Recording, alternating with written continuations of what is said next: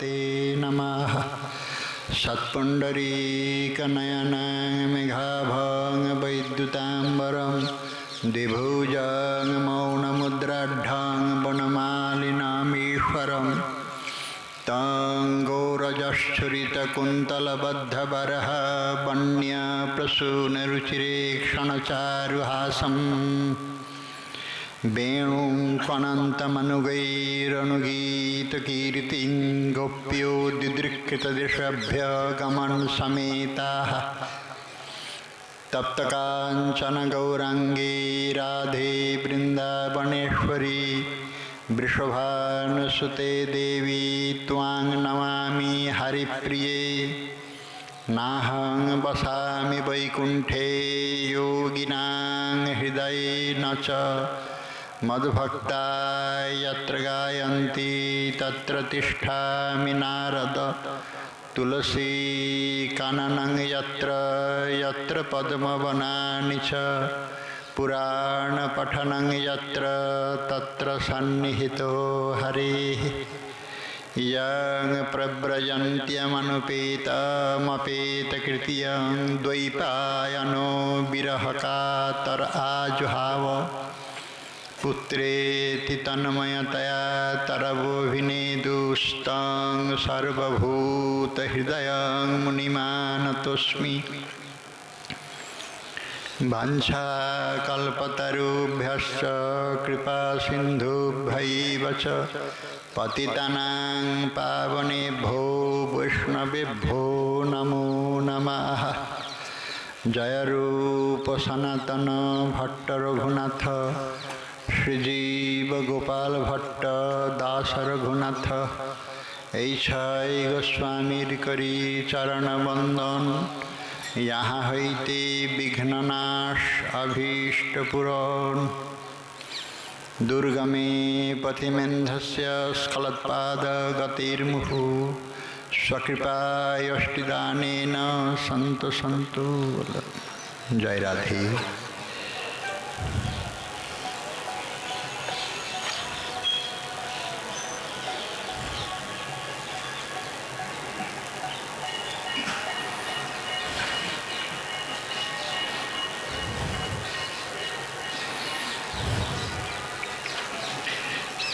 ओम नमो भगवते वासुदेवाय। श्री श्री चैतन्य चरितामृतम् आदिलीलायां चतुर्थ परिच्छेदः। श्री कृष्ण चैतन्य गोसाई रसर सदन अशेष विशेष कैल रस आस्वादन সেই দ্বারে প্রবর্তাইল কলিযুগ ধর্ম। चैतन्य दासे जानी यही सब मर्म। कलि पावन अवतार श्रीमन महाप्रभुर प्रिय परिकर श्री श्री गौड़ीय वैष्णव संप्रदाय आचार्य श्रील कृष्णदास कविराज गोस्वामी ठाकुर विरचित तदीय श्री चैतन्य चरितामृत ग्रंथ रत्ने ग्रंथकार आदि लीला चतुर्थ परिच्छेदेर साथे साक्षात्कार दिच्छेन। आमादेर आजकेर साक्षात्कारे श्रीकृष्ण चैतन्य प्रभु रसिर सदन अशेष विशेष कैल रस आस्वादन। स्थाने मर्मानुभूति महाप्रभुर अवतरणेर अंतिम परिणति। से रसायित भूमिते उपस्थित होते हले आमादेर चित्त प्रांगण केও रसायित करा उचित, अन्यथा सम्भव नय। आमादेर बहिरिंद्रिय वृत्ति होते अंतरिंद्रिय जे मन, मन तो आरो अंतस्थले आछे आत्मा। केनना मन यदि दुकूल हय एकटी बहिरिंद्रियते और एकटी अंतरिंद्रिय अंतस्थलेते युक्त थाकबेई, सेइखाने आमादेर पौंछाते हबे। এই সংবাদটা বড়ই বিচিত্র মনে হয়। আমরা তো বহিরিন্দ্রিয় দিয়েই ব্যস্ত, আবার অন্তরিন্দ্রিয় মন তারও ভিতরে নিয়ে যেতে হবে সমস্তটাকে, তবেই এই রসানুভূতি হবে। এই প্রস্তাবনা আমরা শুধু করে গেলাম আজকের দিনে তিথিকে অবলম্বন করে আমাদের ভারতবর্ষের তথা বৈষ্ণব জগতের মহাপ্রভুর করুণা ধারায় যারা সিঞ্চিত হয়েছেন তাদের কাছে বড় অভিনব সংবাদ। অভিনব সংবাদ এই জন্য বলছি, বছরেই একটি তিথি তো শ্রী রাধাকুণ্ডে স্নান যোগ। দেশ দেশান্তর হতে ভারতবর্ষে প্রায় সর্বত্রই এটা সুস্থাপিত, সুপ্রচারিত। এই কুণ্ডে যে একবার করে স্নান, তারই রাধা সমপ্রেম কৃষ্ণ করে দান। এর এই দ্রব্যময়ী প্রেমরূপ স্বরূপকে একবার স্পর্শ করার বাসনা কার না জাগে। সেই জন্য এই পুণ্যতিথিতে ছুটে আসে দেশ দেশান্তর হতে অবিরাম গতিতে। বিরতি নাই, নাই কোনো বিরতি। ছুটেছে, চলেছে, আসছে। রাধারানীর চরণপান্তে একটু স্নান করে কৃতকৃতার্থ হতে চাই। আজকে শুভ লগ্ন, শুভ লগ্নের নির্ঘণ্টে একটা প্রস্তাবনা রাখি। আমাদের সেই বৈষ্ণব তোষণী টিকা শ্রীজীব গোস্বামীপাদ আমাদের আচার্য, তার টিকা আমাদের সর্বমান্য অবশ্যই মানতে হবে। সেই টিকাতে শ্রীকৃষ্ণের সমস্ত লীলাক্রম আছে এবং সেই লীলাক্রমে চৈত্র পূর্ণিমা তিথিতে শ্রী রাধাকুণ্ড শ্যামকুণ্ড প্রকট হয়েছে বলে তিনি বলেছেন। তিনি যখন বলেছেন তখন আমাদের স্বীকার করতে কোনো বাধা নাই। অবশ্যই চৈত্র পূর্ণিমাতেই রাধাকুণ্ড এবং শ্যামকুণ্ড প্রকট হয়েছে। আমরা প্রকট তিথিতে স্নান করছি না তো, তবে স্নান করে যদি কেহ তাতে দোষ নাই। আমরা তো রোজই স্নান করি। প্রকট তিথি চৈত্র পূর্ণিমাতে স্নান করতে কোনো দোষ নাই, নিষেধ নাই আর বিধিও নাই। তবে আমরা বিধিটাকে মানি তো। হরিভক্তি বিলাসে বৈষ্ণব স্মৃতিশাস্ত্র গ্রন্থে চৈত্রকীর্তে চৈত্র পূর্ণিমাতে স্নান যোগের কথা রাধাকুণ্ডে লেখা নাই। বৈষ্ণব স্মৃতিশাস্ত্রগত ছিল সনাতন গোস্বামীপাদের রচিত। আচার্য তিলক তিনি যখন মাসকৃত্য বর্ণনা করছেন তাতে চৈত্র কীর্ত্য শুধুমাত্র চৈত্রের পূর্ণিমা তিথিতে যান নাই, কিছুই বলেন নাই, বরং বলেছেন দমনক উৎসব। দমনক শব্দের যে কি গাছটা রোপণ করতে হয় আর দমনক উৎসব কি বলতে হয় কি জানি না আমি। দমনক উৎসব বলতে কি বুঝায়? চৈত্রের ওই সময় দমনক উৎসব, একাদশী, দ্বাদশী, ত্রয়োদশী পর্যন্ত দমনক উৎসবের খুব সেখানে প্রশংসা করেছেন এবং বিধিবিধানও দিয়েছেন। চৈত্র পূর্ণিমা তিথিটা তার চোখে লাগলো না। রাধাকুণ্ডের প্রকট হয়েছে, সেখানে স্নান বিধিটা বলে দিলেন না।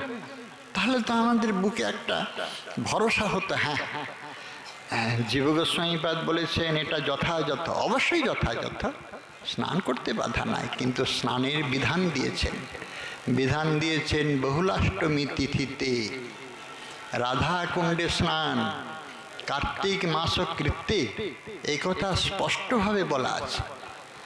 গোবর্ধন তটে অতীব রমণীয় শ্রী রাধাকুণ্ডে সকলে স্নান করবে এই বহুলাষ্টমীতে, এই মধ্যরাত্রিতে। এইরকম স্নানের বিধিবিধান দিয়ে দিয়েছেন।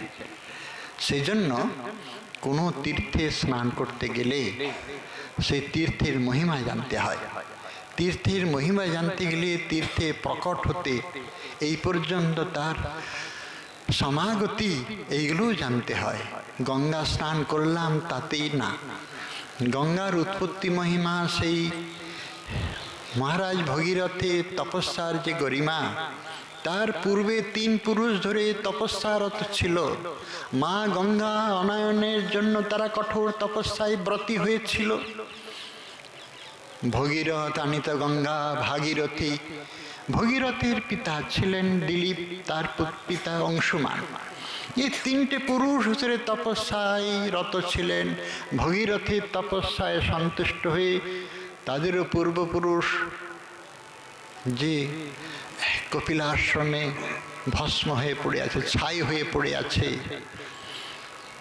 সেইখানে না আনলে, গঙ্গার স্পর্শ না আনলে, এই হরিচরণ অচ্যুতা পতিত পাবনে গঙ্গা, মহাদেবের চরণকে অবলম্বন করে মহাদেব সেই হরিচরণ অচ্যুতা মা গঙ্গাকে, পতিত পাবনে গঙ্গাকে শির ধারণ করে তিনি মহাদেব হয়েছেন, না হলে মহাদেব হতেন না।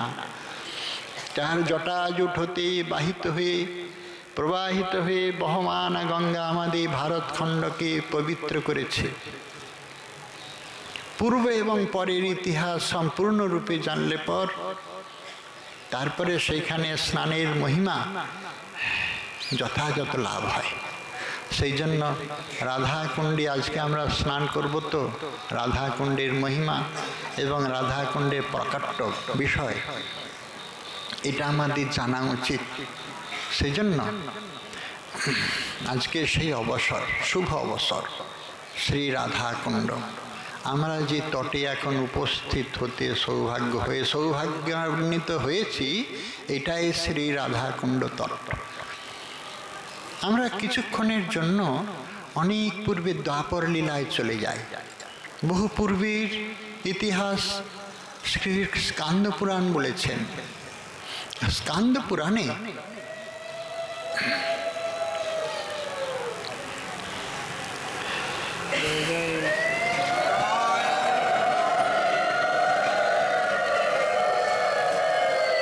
এবং আমাদের শ্রীমদ্ ভাগবতের দশমের অন্তিম অধ্যায়ে, নবনবতিতম অধ্যায়ে বলেছেন যে বজ্রনাভ হলো মৌসল পর্বের শেষ সন্তান। বজ্রনাভের পিতার নাম হলো অনিরুদ্ধ, অনিরুদ্ধের পিতা প্রদ্যুম্ন, প্রদ্যুম্নের পিতা হলো স্বয়ং ভগবান শ্রীকৃষ্ণ। আর বজ্রনাভকে পাণ্ডবগণ অভিষেক করেছিলেন এইখানে মথুরা নরেশ রূপে। বজ্রনাভকে মথুরা রাজত্ব দিয়ে তারা চলে যায়, মহাপ্রস্থানের পথে চলে যায়। বজ্রনাভ হলেন মথুরার রাজা। মথুরা মণ্ডলের ভিতরে আমাদের শ্রী রাধাকুণ্ড ব্রজমণ্ডলের সমস্ত লীলাক্ষেত্র পড়ে। বহুদিন অতিবাহিত হয়ে গিয়েছে। একাদশ সমাস্তত্র গূঢ়ার্চে সবল বসত। তারপর ব্রজলীলা যখন নিত্যলীলায় প্রবেশ করল, ব্রজবাসীদের অন্তিম রহস্য বড় রহস্যাবৃত, আমাদের আচার্যগণ লিখেন নাই। বলছেন পরীক্ষিত জিজ্ঞাসা করেন নাই, সেই জন্য বলেন নাই। জিজ্ঞাসা না হয় না করলো, কিন্তু বলতে পারবে না। বলছে বলেন না এই কারণে, আমাদের আচার্য বলেছেন যদুবংশ ধ্বংসের যে মর্মান্তিক দৃশ্য, রক্তক্ষয়ী যুদ্ধের দ্বারা ওদের সমস্ত বংশ ধ্বংসের বর্ণনা করেছেন। আর গোপবংশ ব্রজবাসীদের যে অন্তর্ধান লীলা রহস্যময় বলছেন না। পরীক্ষিত একটু কষ্ট পাবেন, এই জন্য পরীক্ষিতের বা পাণ্ডবগণের দৃষ্টি কুরুক্ষেত্র এবং দ্বারকা নরেশের প্রতি। দ্বারকার অধিদেবতা স্বয়ং ভগবান গোবিন্দই কুরুক্ষেত্র রচনা করেছেন, ব্রজের গোবিন্দ করেন নাই। তাই সেইখানে পরীক্ষিতকে যদি জানানো হতো তাহলে কষ্ট পেত যে নিজ কুল যদুবংশকে এইভাবে ধ্বংস করালো, আর নিজ কুল ব্রজবাসীদের কেমন আদরে অন্তর্ধান করালো। অকস্মাৎ তারা স্বপ্নবৎ দেখলো কি, অকস্মাৎ যে সমস্ত দেবলীলায় এসেছিল তারা দৈবংশে প্রবেশ করলো, আর নিত্যলীলা গোলকে প্রবেশ করলো। আর একটা নিত্যলীলায় আমাদের ভৌম প্রপঞ্চে অদ্যাপি সেই লীলা করে শ্যামরায় কোনো কোনো ভাগ্যবান দেখিবারে পায়। সেই জন্যই তো ব্রজের প্রান্তরে কুঞ্জে অতি কষ্টে, মনে হতেছে অতি কষ্টে, কিন্তু কষ্ট নাই, পরমানন্দে আনন্দকে স্বীকার করে তারা সেইখানে ভজন পরায়ণ, অন্যত্র না। সেই জন্য ভৌম ব্রজের বড় মহিমা। এই হলো ভৌম ব্রজ, বজ্রনাভ। যে সমস্ত মুনিবৃন্দ, গর্গাচার্য, শাণ্ডিল্য মুনি, ভাগরী মুনি, তাদের চরণে প্রণত হয়ে জিজ্ঞাসু হলেন, আমাদের পূর্বপুরুষ ব্রজলীলা করেছিলেন, কোথায় একটু জানান, দর্শন করান। না, কোথায় ব্রজলীলা? তখন কণ্টকাকীর্ণ হয়ে গেছে, কোনো চিহ্ন পর্যন্ত নাই। সে সমস্ত পবিত্র কুণ্ডাদি, কুঞ্জ নিকুঞ্জবাট একমাত্র ছিল এবং আছে চিরশাশ্বত গিরি গোবর্ধন এবং যমুনা। কতবার যে কত জিনিস উথল পাথল হয়ে গেছে আমরা জানি নাই, ইতিহাসের পাতাও তাতেও লেখা নাই। এই স্থানের ইতিহাস সম্বন্ধে আমরা অজ্ঞাত। শুধুমাত্র প্রাচীন যে সমস্ত বৈদিক সাহিত্য বা আমাদের পুরাণ উপপুরাণে যে সমস্ত লিপিবদ্ধ হয়েছে তার দ্বারাই জানা যায় যে বজ্রনাভ মথুরা নরেশ তিনি এই সমস্ত মুনিবৃন্দকে জিজ্ঞাসা করলে পর তারা বড়ই পরম করুণ হৃদয় নিয়ে আসলেন বজ্রনাভকে। বললেন কি, এই হলো ব্রজধাম, কিছুই তো নাই, সবই জঙ্গল জঙ্গল, লোক বসতি, কিচ্ছু চিহ্ন নাই। আমি কি করে জানবো আমাদের পূর্বপুরুষ স্বয়ং ভগবান গোবিন্দের এখানে লীলাস্থলী? বলে, জানতে পারবে রাজন, এই ভূমি চিন্ময় ভূমি, এই ভূমিতে যে যা চায় সে তা পায়। অবিশ্বাস্য নয় আজও।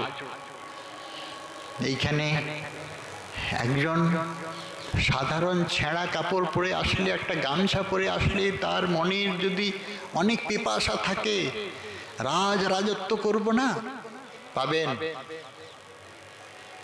এতটাই ধূলিকণার ক্ষমতা আছে। মহামহিমান্বিত, যা চিন্তা করবেন তাই পাবেন। এই বড় বিচিত্র স্থান, এ স্থান অন্যত্র কুত্রাপি হয় নাই। তা হে মথুরা নরেশ, এই চিন্তামণি ব্রজভূমিকে জিজ্ঞাসা করো, সাষ্টাঙ্গ ধূলিমণ্ডিত হয়ে তার নিকটে প্রণত হয়ে জানাও, আমাকে দেখিয়ে দাও তার সে লীলা মাধুরী লীলাক্ষেত্র সকল।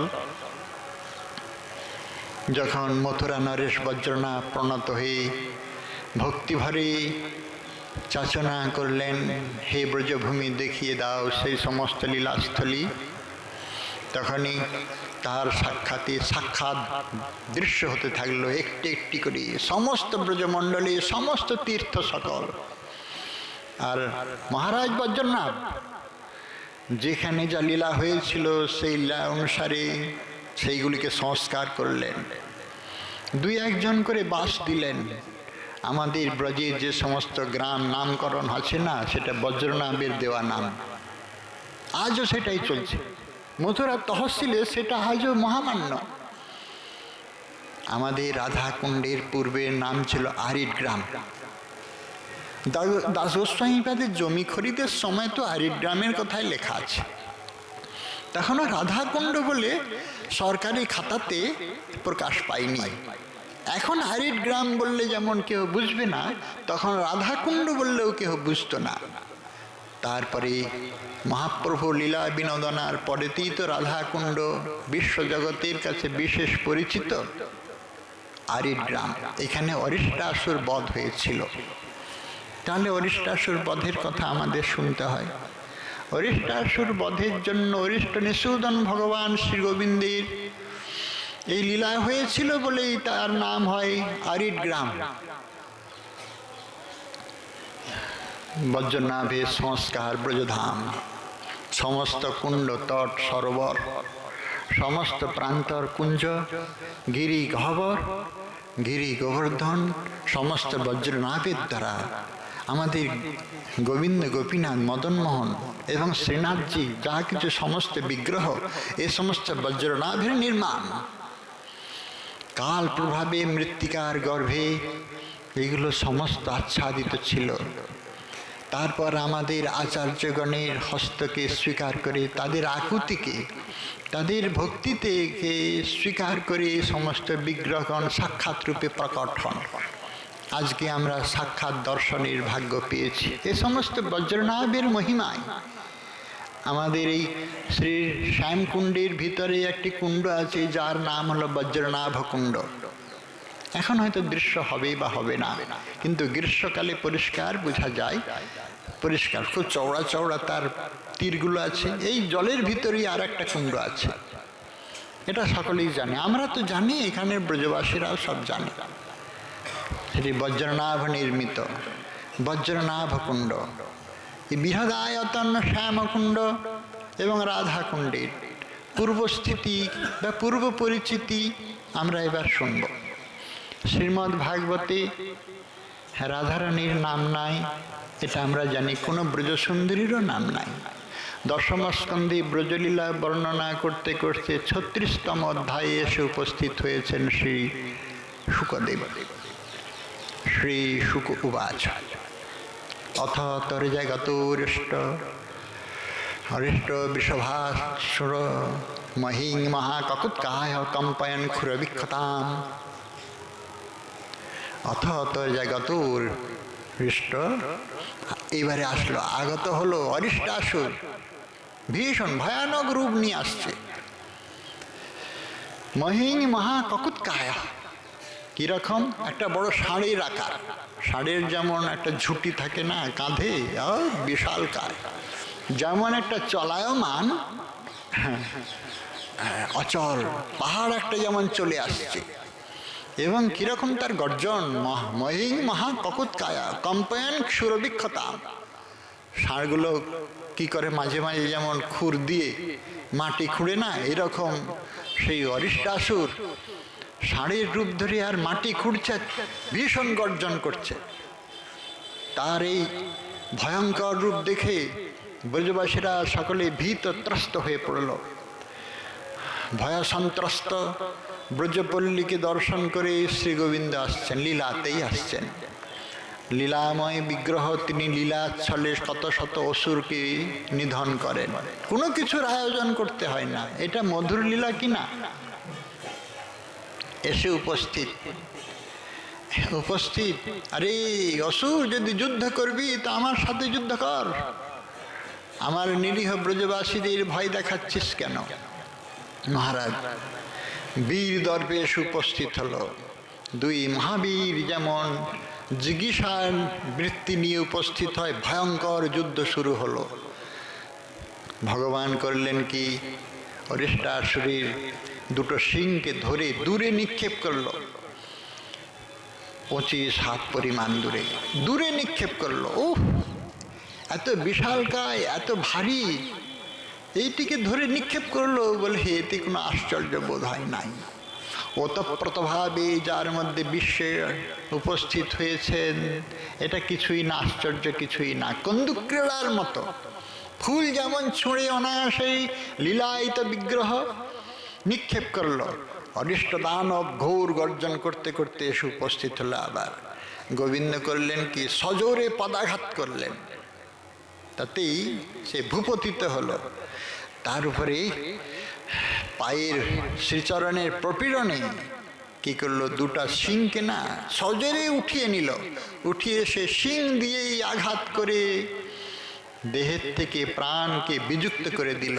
দৃষ্টান্ত দিচ্ছেন, ভিজে কাপড় নিংড়িয়ে যেমন জলটাকে আলাদা করে দেয়, ঠিক সেই রকম প্রাণটাকে আলাদা করে দিল। অরিষ্টাসুর এইভাবে লীলাতে নিহত হলো। অরিষ্ট নিঃসূদন ভগবান শ্রী গোবিন্দের উপরে পুষ্প বর্ষণ করতে থাকলো দেবতারা। আর ব্রজবাসীরা অনেক দূর থেকে দেখছে, আমাদের ব্রজজীবনের যেন কোনো অনিষ্ট। কি বড় বড় সিং, যদি একবার পড়ে যায় তাহলে এ ছেলে আমাদের তো একবার সব শেষ, চুরমার হয়ে যাবে, চেপে মেরে দিবে। হায় হায়, কি হবে?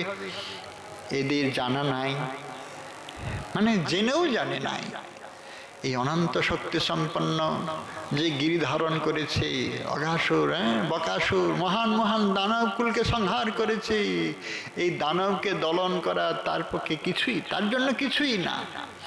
কিন্তু ব্রজবাসীদের সবসময় ভয় সংকুল হওয়াটাই উচিত। গোবিন্দকে রক্ষা করার ভার তো তাদের, এটাই তো মধুর লীলার সম্পদ। সমস্ত বিশ্বকে রক্ষা করেন যিনি, তাকে রক্ষা করছেন ব্রজবাসীরা, এটাই হলো ব্রজের লীলাভূমি। এত বড় অসুরটা মরে গেল, আমাদের গোপালের কিন্তু ক্ষমতা নাই। সেই সময় নারায়ণের বা কোনো একটা দৈব সম্পদ লাভ করেছে, তো ওই আবিষ্ট হয়ে আসে আর সেই অসুরটাকে মেরে দেয়। যে আমাদের সঙ্গে খেলায় হেরে যায় সখারা ভাবে, আর ব্রজবাসী বর্ষিয়ান বর্ষীয়সী ব্রজবাসীরা ভাবে হ্যাঁ হ্যাঁ গোপালকে বেঁধে দিয়ে রেখেছিল তার মা, ক্ষমতা থাকলো বেঁধে রেখে দিয়েছিল। নন্দ বাবা ভাবছেন হ্যাঁ তাই তো, বেঁধেছিল তোর মা, যদিও ভগবানই হয় তাহলে সেই মুগ্ধ বেশে ওই রকম ছিল কি করে? আমি তো তার বন্ধন মুক্ত করে দিয়েছিলাম। ব্রজবাসীদের মনে এতটুকু ঐশ্বর্য বুদ্ধির দাগ হয় না, দাগ কাটে নাই। সেই দিন গোপীগণে নয়ন উৎসব বর্ধন করে শ্রী গোবিন্দ নিজ মন্দিরে প্রবেশ করলেন। যেদিন থেকে প্রথম রাস হয়েছিল তারপরের প্রতিটি রজনীতেই রাস আরম্ভ হতো। রাত্রি দিন কুঞ্জ ক্রীড়া করে রাধা সঙ্গে, কৈশোর বয়স সফল কৈলা ক্রীড়া রঙ্গে। রাত্রি দিন প্রতি রাত্রিতেই রাসলীলা হয়। আজকের যে সংকেত কুঞ্জ রাধাকুণ্ড তট, রাধাকুণ্ড তট বলি না, তখন রাধাকুণ্ডের কিছুই চিহ্ন পর্যন্ত নাই। এই বনবীথিকার মধ্যে এই সুরম্য প্রদেশের সংকেত কুঞ্জে সমাগত গোপীমণ্ডল মণ্ডিত হয়ে শ্রী গোবিন্দ এসে রাস রজনীতে বিলাস করবেন। বিলাসী শ্রীকৃষ্ণের কি হাস্যবদনা রাধারানী সব সখীগণ বলছে দাঁড়াও দাঁড়াও সুন্দর, তুমি আমাদের শ্রীঅঙ্গ স্পর্শ করার অধিকার হয় নাই, তো স্পর্শ করতে পারো নাই কেন? আমার কি অন্যায় হয়েছে? সুন্দরীগণ তোমরা এমন অন্যায় কথা বলছে কেন? বলছে না না, আমরা অন্যায় বলিনি, আমরা ন্যায়ত যথাযথ কথাই বলছি। আমাদের অঙ্গ স্পর্শ করার সৌভাগ্য তোমার নাই।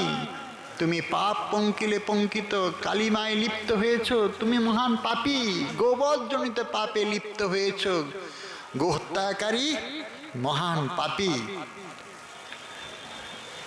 আমাদের অঙ্গ স্পর্শের অধিকার তোমার। গোবিন্দ হাস্যবদনে তখন বলছেন সখীগণ, হে রাধারানী কি বলবো, সারা জীবন ধরে তো ওই গোপ কন্যা গোপ গৃহিণী এই সমস্তই হয়ে রইলে। গোপ কন্যাদের কাজ হলো ওই গোবর, দধি দুগ্ধ গোবর এই সমস্ত নিয়ে থাকা। গোপ গোয়ালিনীরা জীবনে তো লেখাপড়া শেখনি, লেখাপড়া শিখলে তা এতটা কথা বলতে পারতে না। বলি কি, আমি গোবধ করিনি, গরুধারী অসুরকে বধ করেছি।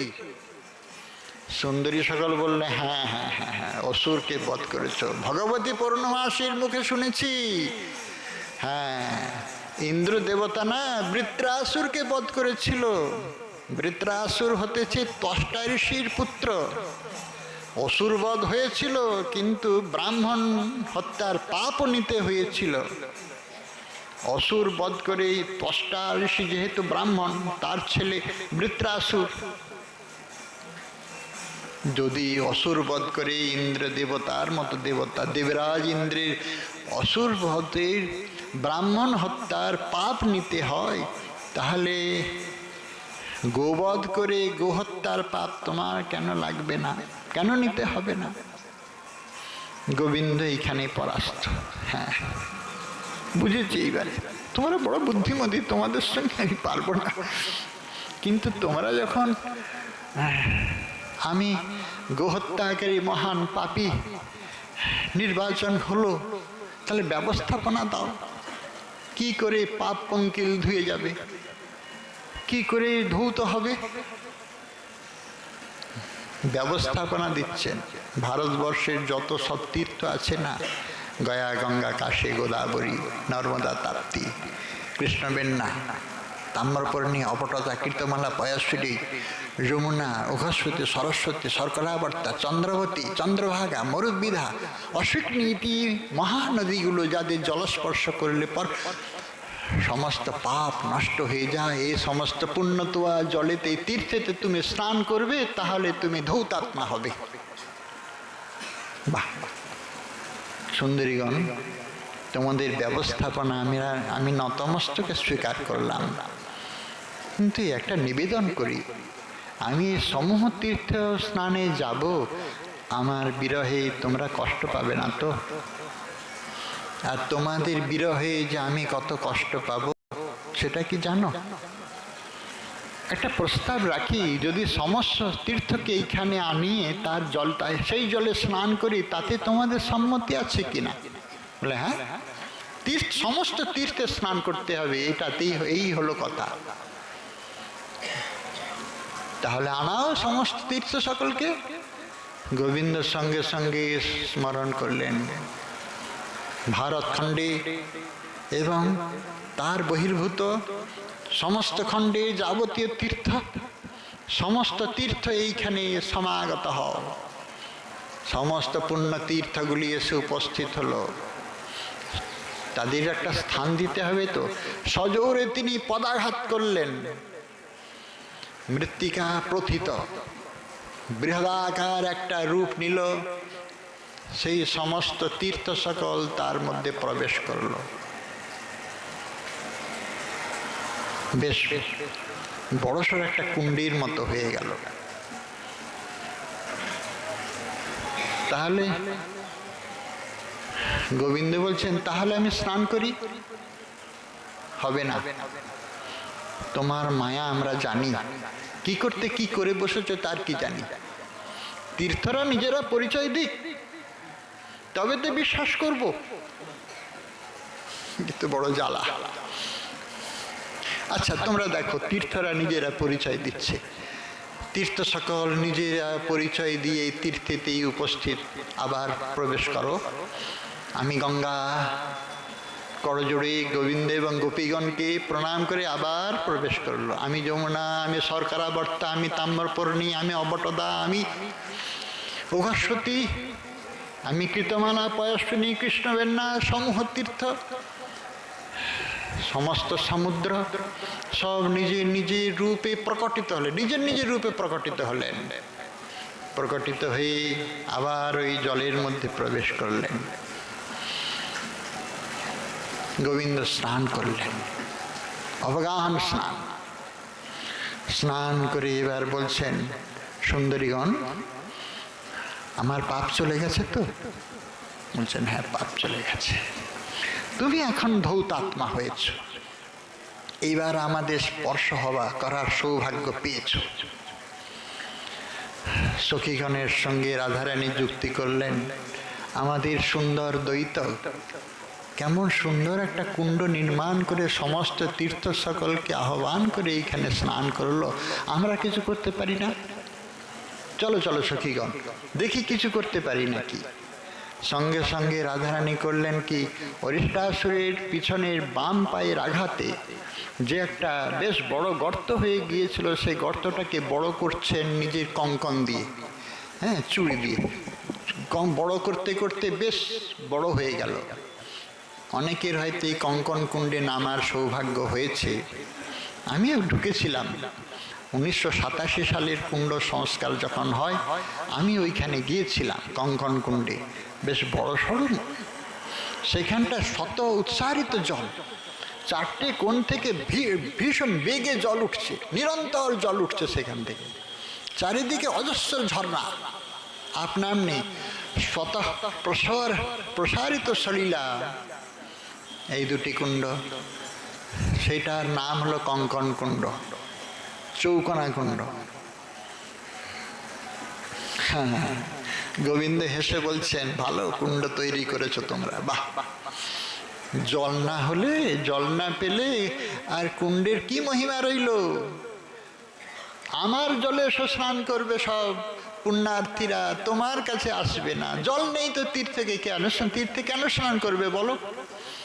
রাধারানী বলছেন, হ্যাঁ হ্যাঁ, আমরা তোমার ওই পাপ ধোয়া জল আমার পবিত্র কুণ্ডে নিব না। আমার অযুত সখীগণ আছে, তারা যদি এক ঘড়া করে জল এনে দেয় না, মানসী গঙ্গার পবিত্র জল এনে দেয়, তাহলে এই কুণ্ড স্বচ্ছ সরা স্বচ্ছ তোয়া অতি পবিত্র কুণ্ডে পরিণত হবে। কথা তো সত্যই। এক এক ঘরা করে যদি জল এনে দেয়, এই কুণ্ড অতীব পবিত্র হবে। গোবিন্দ তখন তীর্থ সকলকে বলছেন, তীর্থগণ, ব্রজবাস যদি করতে হয় তাহলে রাধারানীর চরণ করুণা চেয়ে নাও। যারা এখানে ব্রজবাস করবে তারা এইখানে রাজার জয়গান দেবে। জয় রাধে, জয় কৃষ্ণ আমরা বলি না, রাধারানীর প্রিয় বলে তাকে আমরা তার গুণগান করি। গোবিন্দ জগন্মোহন, একথা সত্য। জগন্মোহন কৃষ্ণেরও মোহিনী, সেই জন্য ভুবন মোহন মোহিনী। এইখানে যদি বাস করতে হয় তাহলে হে তীর্থ সকল, তোমরা রাধারানীর করুণা যাচনা করো। তার করুণা ছাড়া এইখানে কেউ বাস করতে পারবে না। তীর্থ সকলে নিজ নিজ বিগ্রহ নিয়ে উত্থিত হলো এবং স্তব করতে শুরু করলেন। দেবী কৃষ্ণময়ী প্রোক্তা রাধিকা পরদেবতা সর্বলক্ষ্মীময়ী সর্বকান্তি সম্মোহনী পরা। দেবী কহি দোতমানা পরমা সুন্দরী কিংবা কৃষ্ণ ক্রীড়ারসের বসতি নগরী। কৃষ্ণময়ী কৃষ্ণ যার অন্তরে বাহিরে, যাহা যাহা নেত্র পড়ে তাহা কৃষ্ণ স্ফুরে। হ্যাঁ, অপূর্ব স্তব। এ স্তব গৌতমী তন্ত্র হতে স্তব। রাধারানী করুণাময়ী, সেই করুণাময়া বিগ্রহা, তিনি করুণার দৃষ্টিতে তীর্থ সকলকে বলছেন, তোমরা কি চাও, কি যাচনা তোমাদের? তীর্থ সকল প্রার্থনা করছেন, হে দেবী, হে গান্ধর্বিকে, হে করুণাময়ী, আমাদের একটু চরণে স্থান দাও, এই ব্রজবাসের সুযোগ দাও। আমরা জীবনকে ধন্যাতিধন্য করার জন্য তোমার চরণে আমরা প্রণত হলাম, একটু স্থান দাও তোমার কুণ্ডে। রাধারানী করুণার দৃষ্টিতে স্থান দিলেন, বললেন, তাহলে এসো আমার এই নির্মিত কুণ্ডে। সজোরে সকল তীর্থ সেই ভিত্তি ভেদ করে, যেটা আমরা সঙ্গমস্থল দর্শন করি, দুটি কুণ্ডের সঙ্গে সমান সমান জলতল, সজোরে তারা প্রবেশ করল রাধারানীর কুণ্ডে। গোবিন্দ তখন আশীর্বাদ দিচ্ছেন, এই রাধা কুণ্ডে যে স্নান করবে সে অবশ্যই কৃষ্ণ প্রেম পাবে। রাধারানী আশীর্বাদ দিচ্ছেন, শ্যাম কুণ্ডে যে স্নান করবে সে রাধা প্রেম পাবে। রাধারানী বিষভার্দন এই পবিত্র তীর্থে প্রতিদিন তিনি স্নান করে সূর্য পূজায় যান। সূর্য পূজায় আসেন, বড় ছল করে এইখানে রহলীলা বিস্তীর্ণ হয়। এইভাবেই ব্রজলীলায় রাধাকুণ্ড শ্যামকুণ্ড প্রকট হয়েছিল। শ্রী গোবিন্দ লীলামৃত গ্রন্থে বিস্তার বর্ণনা আছে। সেই প্রকট লীলায় সেই সময় নান্দিমুখী আসলেন, ভগবতী পূর্ণমাসী দেবী আসলেন, সমস্ত ব্রজমণ্ডলের অতি মান্না। তিনি বললেন, এই রাধাকুণ্ড শ্যামকুণ্ড হতেছে রাধারানী এবং শ্রী গোবিন্দের স্বরূপ। তোমরা এই চারিদিকে কুঞ্জ বিবিধ বৃক্ষবাটির অত্যন্ত শোভিত করো।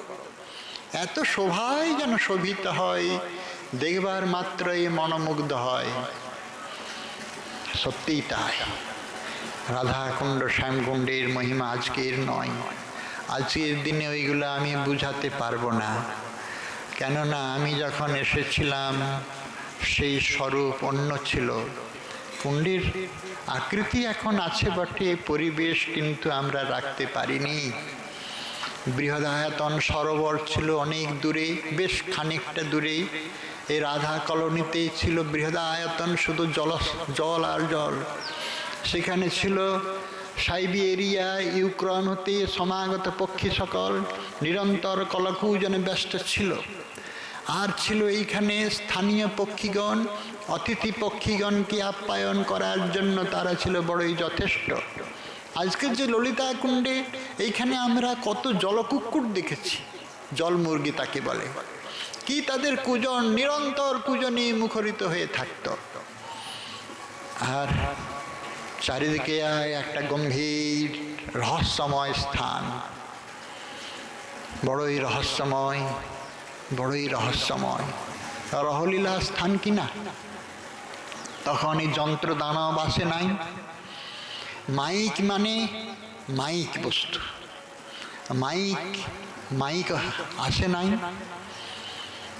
এই জল আলো আসে নাই, নিঝুম নিস্তব্ধ এই পরিবেশের মধ্যে যে সমস্ত কতিপয় সাধকগণ ছিলেন তারা এই রাজ্যের নন। তারা এক রাধারানীর চরণ কৈঙ্কর্যের নিরন্তর অনুসন্ধানে তারা কোন অতল অতলকে স্পর্শ করেছে, এই রাজ্যে তারা নয়। সংখ্যা ছিল অতি অল্প, উৎসব বলে তারা কিছু জানত না। আমাদের শ্রী রাধা কুণ্ডে দুটি উৎসব প্রধান, দুটি উৎসবই হতো। জাহ্নবা মা ঠাকুরানীর বৈশাখ মাসে জাহ্নবা মায়ের উৎসব খুব বৃহৎ, ব্রজমণ্ডলের সমস্ত বৈষ্ণবগণ প্রায় আসতেন। আর দাস গোস্বামীপাদের দণ্ড মহোৎসব, এই দুটি উৎসব, আর কোনো কিছু দেখি নাই। সারা বছরে 2.5-3টে উৎসব হতো। এই পর্যন্ত যা দেখেছি তা বলছি সেই অতীতের দিনে। তারপরেও রাধা কুণ্ড, শ্যামকুণ্ড আমাদের লোকালয়ের অন্তরালে অদৃশ্য হয়ে গেল। রাধা গোবিন্দের যে ব্রজলীলা, এই ব্রজলীলার অন্তর্ধানের সাথে সাথে সমস্ত লীলাস্থলীগুলি অন্তর্হিত হয়ে গেল। জঙ্গলাকীর্ণ, কোথায় বা ক্ষুদ্র সরোবরের স্বচ্ছ জলের পরিবর্তে অতি অল্প জলের অবশেষ মাত্র, দেখে মনে হতো না যে এইখানেই রচিত হয়েছিল রাধা মাধবীর কোনো বিচিত্র লীলা বৈভব। এরপর আমরা বলেছি মহারাজ বজ্রনাভ এসেছিলেন। বজ্রনাভ এই লীলা কুণ্ডকে, এই দুটি কুণ্ডকে আবার পুনরুদ্ধার করেন। পুনরুদ্ধার করে তিনি আরিড গ্রামের নাম দিয়ে যান। তারই নামেতে আমাদের চরিতামৃতকার বলেছেন আরিড গ্রাম। রাধাকুণ্ডের নাম পরে হয়েছে বজ্রনাভ রচিত রাধাকুণ্ড, শ্যামকুণ্ড এবং দেওয়া নাম আরিড গ্রাম। এরপরে আবার বজ্রনাভের অন্তর্ধানের পর কত শতাব্দীর পর শতাব্দী চলে গেছে, কয়েক হাজার বছর চলে গিয়েছে, কয়েক হাজার বছর চলে গিয়েছে। প্রায় 500 বছর আগে আর এক নূতন আলোড়ন সৃষ্টি হলো ধর্মজগতে, মনুষ্য জগতে। এই পৃথিবীর মধ্যে এত বড় আলোড়ন হয়তো এর পূর্বে হয়নি, এত বড় বিপ্লব আসেনি। নূতন যুগের মানুষ এসেছে আজ, নূতন কথা শোনানোর জন্য এসেছেন নব অনুরাগের নূতন মানুষ। শ্রী চৈতন্য মহাপ্রভুর ব্রজযাত্রা, তিনি এসেছেন, তিনি আসছেন, সমস্ত সঙ্গীগণকে ভুলিয়ে দিয়েছেন। আগে তিনি বৃন্দাবনে আসার জন্য খুব ইচ্ছা ছিল, এসেও ছিলেন, কিন্তু তিনি ফিরে চলে গেলেন। কানাইয়ের নাটশালা পর্যন্ত থেকে ফিরে চলে গেলেন। যখন রামকেলিতে আসলেন, সনাতন গোস্বামীপাদ বলছেন রূপ সনাতনে সে মিললেন। বহু লোক সংঘট্ট, প্রভুকে দেখে না সব একবারে সব সংঘট্ট। কে না ভালোবাসবে এই ভালোবাসার মানুষটিকে, কে না ভালোবাসবে মনে বলুন। সকলে আকর্ষিত হয়, অমৃতের সন্ধান বলে দিতে হয় নাই, আকর্ষিত সকলের। আমাদের সনাতন গোস্বামীপাদ বলছেন যার সঙ্গে লোক হয় এই 1,00,000 কোটি, বৃন্দাবনে যাইবার নহে পরিপাটি। শুনলেন আর কি, বৃন্দাবনে যাইবার নহে পরিপাটি, চিন্তা করলেন।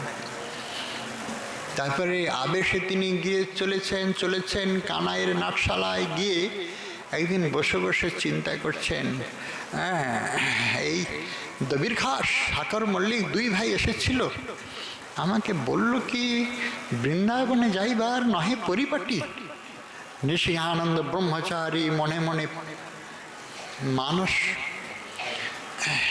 মানস কত মানে মনের কেন্দ্রিক মনোকেন্দ্রিক যে সমস্ত দিব্য তেজ বিকীর্ণ হয় তার কত বড় ক্ষমতা। নৃসিংহানন্দ ব্রহ্মচারী তিনি বসে বসে প্রভুর রাস্তা নির্মাণ করছেন। প্রভু যাবেন তো ফুল দিয়ে সাজিয়ে দিয়েছেন, সমস্ত রাস্তাগুলোর উপরে ফুলের আস্তরণ করে দিয়েছেন। প্রভুর পায়ে বাজবে না? ধারে ধারে কত বৃক্ষ, জানা অজানা কত ফুল ফুটেছে, কত ফল হয়েছে। অবনত ভারে তারা চরণ বন্দনা করার জন্য ব্যস্ত। ফল ফুল দিয়ে সুসজ্জিত, স্থানে স্থানে সরোবর, জলস্থলে পক্ষী নিচয় তাদের কলরব। বিচিত্র শোভায় নৃসিংহানন্দ রচনা করলেন মনের দ্বারা প্রভুর যাত্রাপথ।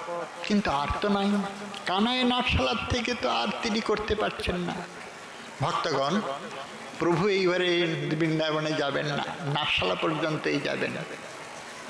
ফিরে আসলেন মহাপ্রভু, সেখান থেকে ফিরে আসলেন। ওই যে সনাতন বলে দিল আমাকে, যার সঙ্গে হয় এই লোক লক্ষ কোটি, বৃন্দাবন যাইবার নাহে পরিপাটি, চাই আর কারোর সঙ্গে যাব না।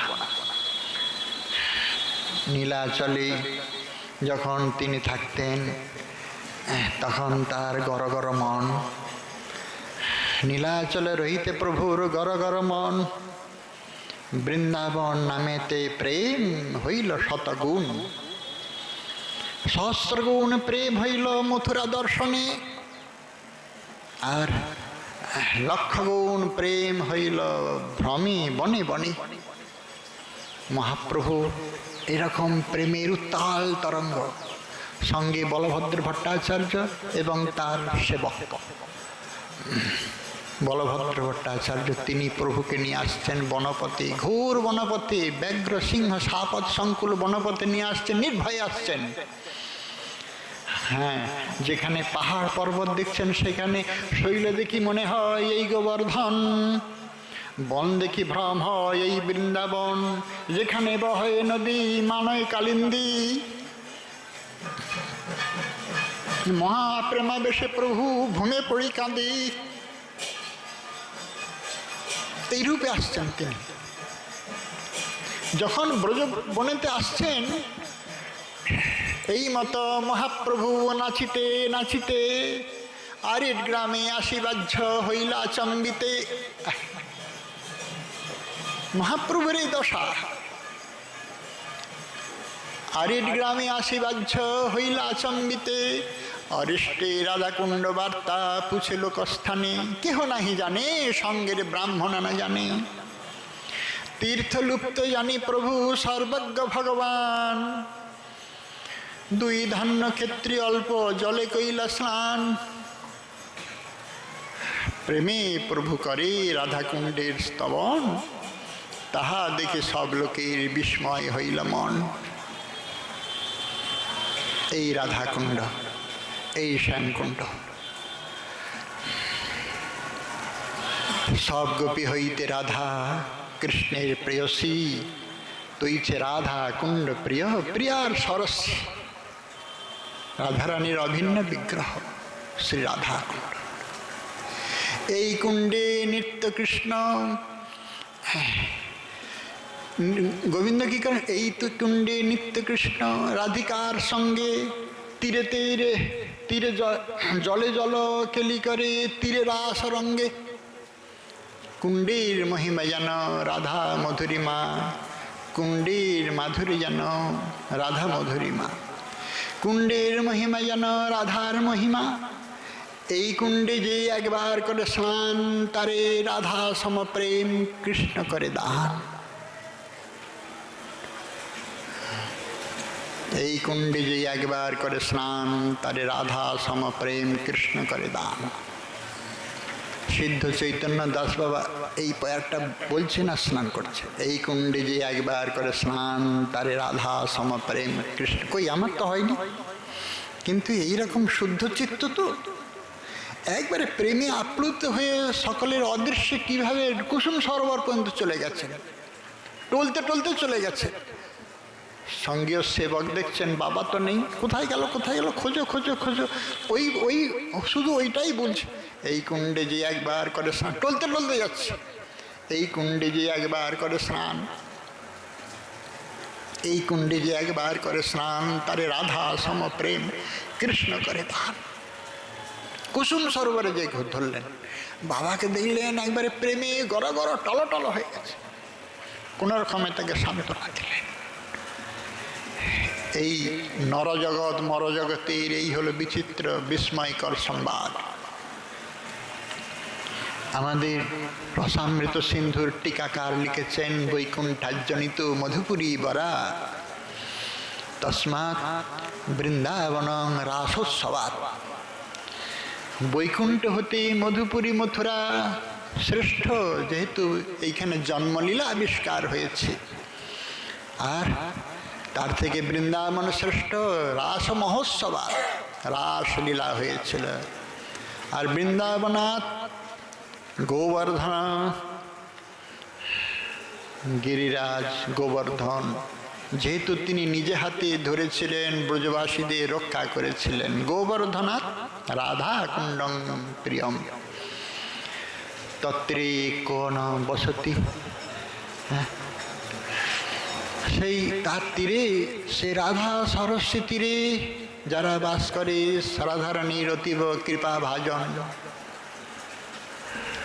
রাধা কুণ্ড তট। সময় তো কাকেও অপেক্ষা করে না, বরং সকলকে উপেক্ষা করে সে তার গতিতে চলে যায়।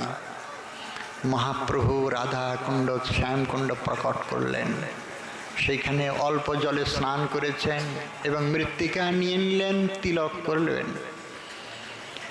তিলক করেছিলেন।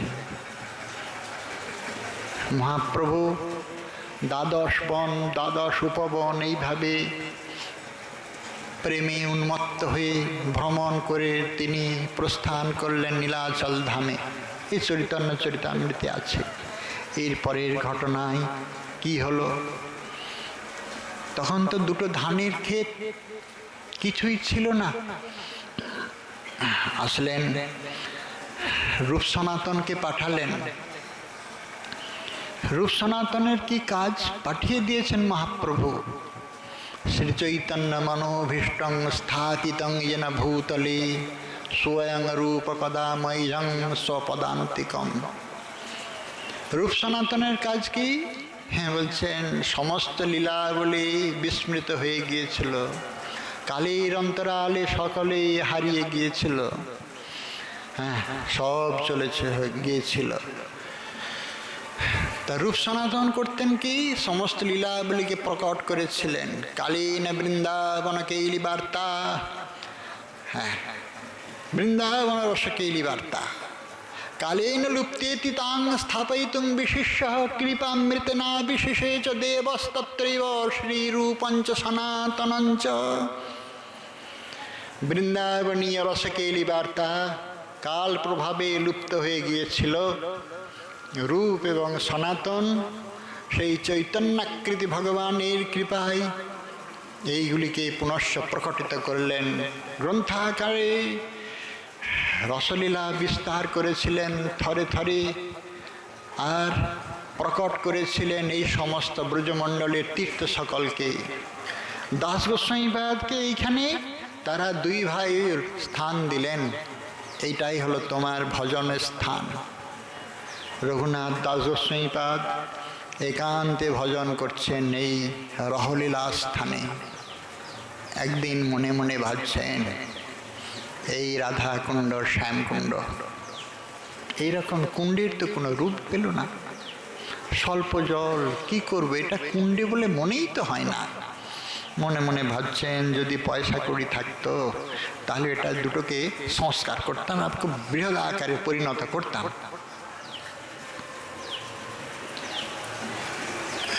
ভগবান তার ভক্তির বাসনা পূরণ করেন, তবে দুর্বাসনা পূরণ করবেন কিনা তিনি ভাবেন। আমায় ভজে মাগে বিষয় সুখ, হ্যাঁ, অমৃত ছাড়ি বিষ মাগে, এ তো বড় দুঃখ। আমি বিজ্ঞ, তাই সেই অজ্ঞে বিষয় কেন দিব? স্বচরণামৃত দিয়া বিষয় ভুলাইব। আমরা তো দুর্বাসনার জীব, কি চাইতে হয় এটাও জানি নাই। এমনকি গুরুদেবের কাছে, বৈষ্ণবের কাছে, ধামের কাছে, শ্রী বিগ্রহের কাছে, মন্দিরে গিয়ে কি চাইতে হয় সেটাই জানি নাই। শুধু চাই চাই আমার সুখ হোক, আমাকে চাই। আমাদের দেবার অভ্যাসটা নাই। কত জন্মের থেকে ভুল হয়ে গিয়েছে। আমরা যে নিত্য কৃষ্ণদাস, দাসের কর্তব্য প্রভুর সেবা করা, আরো বড় কর্তব্য, আরো বড় পরিচয় রাধারানীর দাসী। অতএব তাদের সুখ সম্পন্ন করাই হলো আমাদের কর্তব্য। কিন্তু বিস্মৃতি হয়ে গেছে অনেক দিন হতেই। আমাকে দাও, আমি দিতে রাজি নই। কিন্তু এরকম পরম ভক্তের কি হলো? চাইছেন তো নিজের জন্য নয়। ছি ছি ছি ছি ছি, দাস গোস্বামীপাদ ছি ছি করছেন। আমি এখন বিরক্ত। আমি চাইলাম এটা সংস্কারের জন্য কিছু পয়সা করি। ছি ছি ছি ছি। তখনকারের দিনে 8 লক্ষ টাকা যার জমিদারির নেট আয়, একমাত্র রাজপুত্র রঘুনাথ, ইন্দ্র সম ঐশ্বর্য, স্ত্রী অপ্সরা সমস্ত ছেড়ে চলে এসছেন। রঘুনাথের বৈরাগ্য যেন পাষাণের লেখা, অনন্ত গুণ রঘুনাথের না যায় তার লেখা। ছি ছি ছি, আমি অর্থে নিজেকে বড় ধিক্কার দিলাম। কিন্তু ভগবান তার ভক্তের বাসনা পূরণ করেন। উচিত হলে অবশ্যই পূরণ করবেন, আপনারও করবেন। তখন সেই বদ্রীনাথের যাত্রাপথ বেশি দিনের না, বেশ কিছুদিন আগের এই ঘটনা। সেই দাস গোস্বামীপাদের আমলের, আজ থেকে মোটামুটি 5টা শতাব্দী চলে গিয়েছে। তখন শিবির খাটিয়ে খাটিয়ে যেতে হতো। একসঙ্গে 5, 7, 10 জন মিলে শিবির খাটিয়ে যেতে হতো, কেননা ভয়ঙ্কর পার্বত্য সংকুল স্থান। আমার মাথায় এটাই খেলে নাই যে মুচুকুন্দ রাজা, সত্যযুগের রাজা, কেমন করে এই ভয়ঙ্কর পার্বত্য পথে চলে গিয়ে বদ্রীনারায়ণের প্রস্থান করলো। মুচুকুন্দ গুফায় আমি গিয়েছিলাম, ঢুকেও ছিলাম। সেখানে সাধারণের অগম্য স্থান। বদ্রীনাথ হতে বেশ দূরে যেতে হয়। আমাদের ভারতের সেনা শিবির আছে, তাদের কোনো রকমে হাত জোড় করে আমি গেছিলাম। মানে ওটা আমার সৌভাগ্য নয়, আপনাদের মানে গুরুদেবের আর পূর্বপুরুষদের আশীর্বাদে যাওয়া হয়েছিল। কি করে সম্ভব? তিনি আসলেন কি করে? এই দুর্গম পার্বত্য পথ, কোনো পথ ছিল না। পাণ্ডবেরা আসলো কি করে? দ্রৌপদী একদিকে রাজকন্যা, রাজগৃহিণী, তিনি আসলেন কি করে? আমার মাথায় খেলে নাই। কিন্তু সকলে নরনারায়ণ আশ্রমের যাত্রী। আরে 500 বছর আগে তখন কি ঘোর দুর্গম পথ, গহন পথ। তা একজন শ্রেষ্ঠ মহাজন, বড় ধনীজন, তিনি তার মানত পূরণ হয়েছে, বদ্রীনারায়ণের চরণে সমস্ত অর্থ করি যা কিছু আছে তিনি দিবেন সংকল্প করেছিলেন। মানস পূরণ হয়ে গিয়েছে। তখন বদ্রীনাথ স্বপ্নে বলছেন, ওহে, তোমার সমস্ত এই সম্পদ আমি স্বীকার করলাম। তুমি এই সমস্ত টাকা করি সম্পদ নিয়ে রাধাকুণ্ডে যাও, বৃন্দাবনে রাধাকুণ্ডে। সেইখানে রঘুনাথ দাস বলে একজন বিরাগী বৈষ্ণব আছেন, তার হাতে এটা দিয়ে দাও। তাই আর বদ্রীনারায়ণের পথে যাওয়া হলো না। এই শেঠ মহাজন ফিরে আসলেন বৃন্দাবনে, সেই সমস্ত টাকা করে সম্পত্তি নিয়ে আসলেন। এসে রাধাকুণ্ডে আগমন করলেন। জিজ্ঞাসা, তখন তো জঙ্গল। আমি যখন বৃন্দাবনে যেতাম, একটা রাত কাটাতাম রালে, কেননা হেঁটে হেঁটে যেতাম, রাস্তা বড় সংকীর্ণ ছিল। হ্যাঁ, বৃন্দাবনে যেতে গেলে একদিনে আমি পারি নাই, হেঁটে হেঁটে যেতাম। যানবাহনের কোনো ব্যবস্থা ছিল না। রাধাকুণ্ডের আবিষ্কারের পর কোনো পথ ছিল না, নিশ্চয়ই জানবেন। জিজ্ঞাসাবাদ করতে করতেই রাধাকুণ্ডের তটে এসে রঘুনাথ দাস বলে কে আছে রঘুনাথ দাস, কি করে চিনবে? মহাপ্রভুর ভক্তগণের চরিত্রই বিচিত্র। ছাড়া কথা, নেড়া মাথা, মুখে কৃষ্ণ গুণগাথা, পরিধানে ছাড়া বহির্বাস, করঙ্গ কৌপিন লইয়া ছাড়া কথা গায়ে দিয়া ত্যাগিয়া সকল বিষয়, কৃষ্ণ অনুরাগ হবে ব্রজের নিকুঞ্জে কবি যাইয়া করিব নিজালয়। এটা আমাদের আলয়। তিনি কুঞ্জ মন্দিরের ভিতরে বসে বসে হরিনাম করছেন। রাধারানীর চরণের কৈঙ্কর্য প্রাপ্তিতে রাগযজ্ঞের বেদী রচনা করে সেইখানে একটি একটি করে কুসুমাঞ্জলি, বিরহের কুসুমাঞ্জলি প্রদান করছেন। এই সময় শেঠ মহাশয় এসে বলছেন, প্রভু। হ্যাঁ, কে? বলছে, প্রভু আমি এসেছি। কে তুমি? বলে, আমি কিছু কিছু ভেট নিয়ে এসেছি। ভেট? আমার কি দরকার? যাদের প্রয়োজন তাদের দাও। ভেট নিয়ে এখানে কি? আমার প্রয়োজন নাই। 2-3 পল মাঠা করায় ভক্ষণ। না না, আমার এই ভেটের দরকার নেই। প্রভু এটিকে স্বীকার করুন। না, যাও এখান থেকে, যাও। আমাকে বদ্রীনারায়ণ পাঠিয়েছেন আপনার কাছে। বদ্রীনারায়ণ পাঠিয়েছে আমার কাছে? কেন? আমার সঙ্গে কিবা প্রয়োজন? কিবা প্রয়োজন তোমার? বলে, না প্রভু, অন্য প্রয়োজন নয়। দেবদেব বদ্রীনারায়ণ পাঠিয়েছেন, নরনারায়ণ ভগবান পাঠিয়েছেন।